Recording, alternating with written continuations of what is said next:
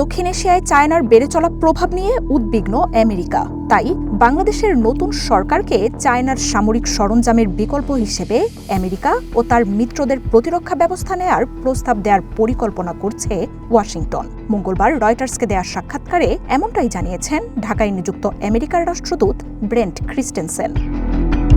অভ্যুত্থানে পতনের পর শেখ হাসিনার ভারতে আশ্রয় নেয়ায় দিল্লির সাথে টানাপোড়েনের মধ্যে বেইজিংয়ের সাথে ঢাকার সম্পর্কের উন্নতি ঘটেছে।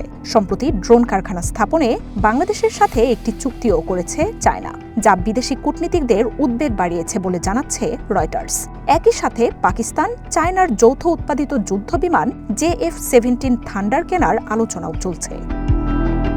রাষ্ট্রদূত ক্রিস্টেনসেন বলেন, দক্ষিণ এশিয়ায় চায়নার ক্রমবর্ধমান প্রভাব নিয়ে আমেরিকা উদ্বিগ্ন এবং বাংলাদেশ সরকারের সঙ্গে ঘনিষ্ঠভাবে কাজ করে বেইজিংয়ের সঙ্গে সম্পৃক্ততার ঝুঁকিগুলো স্পষ্টভাবে তুলে ধরতে প্রতিশ্রুতিবদ্ধ।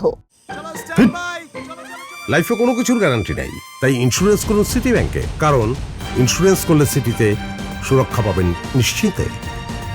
তিনি আরও বলেন, বাংলাদেশের সামরিক সক্ষমতার প্রয়োজন মেটাতে চায়নার বিকল্প হিসেবে আমেরিকা বিভিন্ন প্রস্তাব আনতে পারে, যার মধ্যে রয়েছে আমেরিকা ও মিত্র দেশগুলোর সামরিক সরঞ্জাম নেয়ার মতো বিষয়। তবে এই নিয়ে বিস্তারিত জানাননি রাষ্ট্রদূত।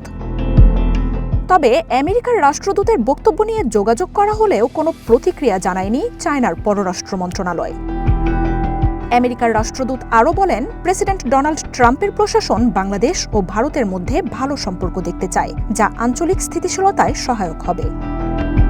ক্রিস্টেনসেন বলেন, আমেরিকার অনেক কোম্পানি বাংলাদেশে বিনিয়োগের সম্ভাবনা খতিয়ে দেখছে, তবে তারা চায় নতুন সরকার দ্রুত এবং স্পষ্টভাবে দেখাক যে দেশটি ব্যবসা বান্ধব। তিনি বলেন, বাণিজ্যিক কূটনীতি ওয়াশিংটনের শীর্ষ অগ্রাধিকারের একটি। অন্তর্বর্তী সরকারের সঙ্গে যে অগ্রগতি হয়েছে, বিশেষ করে বাণিজ্যিক, অর্থনৈতিক ও নিরাপত্তা সম্পর্ক জোরদারে নতুন সরকারের সঙ্গে তা আরও এগিয়ে নিতে চায় ওয়াশিংটন। রয়টার্সের প্রতিবেদনে বলা হয়, আমেরিকার জ্বালানি কোম্পানি শেভরন বাংলাদেশে বহু বছর ধরে ব্যবসা করে আসলেও অন্য কোনো প্রতিষ্ঠানের তেমন কোনো তৎপরতা উল্লেখযোগ্য নয়। বাংলাদেশে স্টারবাকস বা ম্যাকডোনাল্ডসের কোনো শাখাও নেই। আমেরিকার রাষ্ট্রদূত জানান, নির্বাচনে যে সরকারি ক্ষমতায় আসুক না কেন, তার সাথেই কাজ করতে প্রস্তুত ওয়াশিংটন।